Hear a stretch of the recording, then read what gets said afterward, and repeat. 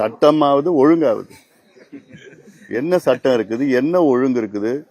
இப்போ கொஞ்சம் ஒரு 3 நாளுக்கு முன்னாடி பாத்தீங்கன்னா திமுகவுடைய முன்னாள் நாடாளுமன்ற உறுப்பினர் ஏஜிஎஸ் விஜயன் அவர் வீட்டிலே கொள்ளடிச்சிட்டு போயிட்டாங்க. இப்படி சட்டம் ஒண்ணுமே கிடையாது. காவல் நிலையத்துக்கு உள்ள போய் கழுத்தறக்குறாங்க. எவ்வளவு கொள்ளைகள். இந்த திமுக ஆட்சியில தான் இது வரைக்கும் அதிகமா கொலைகள் நடக்கிற ஆட்சி. இது வரைக்கும் தமிழ்நாட்டினுடைய வரலாற்றிலே அதிக கொலைகள் நடந்த ஆட்சியும் திமுக ஆட்சியில தான். குழந்தைகளை கொலை பண்ணிட்டு இருக்காங்க. அந்த அளவுக்கு ஆட்சி. ஏன் இதுக்கு காரணம் என்னன்னா கஞ்சா, போதைப் பொருட்கள், கோக்கைன், அபின், ஹெரோயின், என்னென்ன போதைப் பொருட்கள் இருக்கோ வெளிநாட்டில் என்னென்ன கிடைக்குதோ அது எல்லாம் இங்க தமிழ்நாட்டில் கிடைக்குது. நிறைய பிரச்சனைகள் அதனாலதான் வருது. சட்டம் ஒழுங்கை வைத்திருக்கின்ற முதலமைச்சர் அதுக்கு பத்தி என்னன்னு கூட அதுக்கு தெரியல. அது ஒன்றும் தெரியல. இது போன்ற ஆனா பொய்ய திருப்பி ஒரு பொய்ய மறுபடியும் கோயபல்ஸ் பிரச்சாரம் பண்ணிட்டு இருக்கிறாங்க. ஏன்னா இப்போ தமிழ்நாட்டில் இவ்வளவு முதலீடுகள் வந்துடுச்சுன்னு. அதுக்கப்புறம் நான் ஒரு புத்தகமே போட்டேன். தமிழ் திமுக பொய் முதலீடுகள் என்ற ஒரு புத்தகத்தை ஆவணத்தை வெளியிட்டேன்.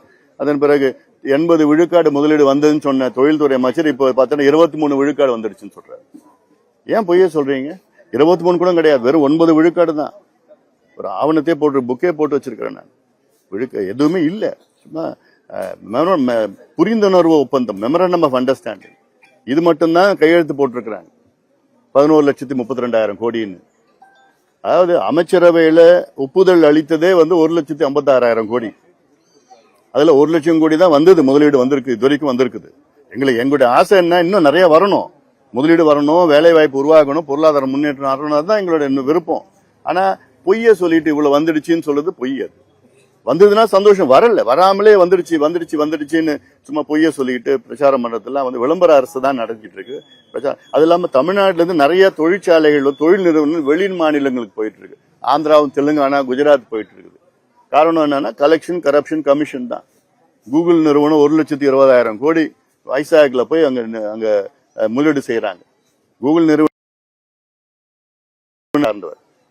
ஒருத்தர் அவங்க சொந்த ஊர்ல தான் வரணும்னு அவங்க ஆசைப்படுவாங்க. ஆனா அப்படிப்பட்ட சுந்தர் பிச்சை ஆந்திரால போய் முதலீடு செய்யறாருன்னா அப்ப இங்க என்ன பண்ணிட்டு இருக்கிறாங்கன்னா இங்க மெத்தனமா இருக்கிறாங்க. அங்க பத்தி ஆந்திரா ஸ்ரீ சிட்டிக்கு போகுது. அங்க ஒரு ஏக்கருக்கு 99 பைசா ஆந்திராவில் கொடுக்குறாங்க. 99 பைசா ஒரு ஏக்கர் கொடுக்குறாங்க. அப்ப எங்க போவாங்க? இது நிறைய ரொம்ப மோசமான ஒரு ஆட்சி இங்க நடந்துட்டு இருக்குது. இந்த ஆட்சிக்கு இன்னும் ஒரு 3 மாதத்துல முற்றுப்புள்ளி வரும்.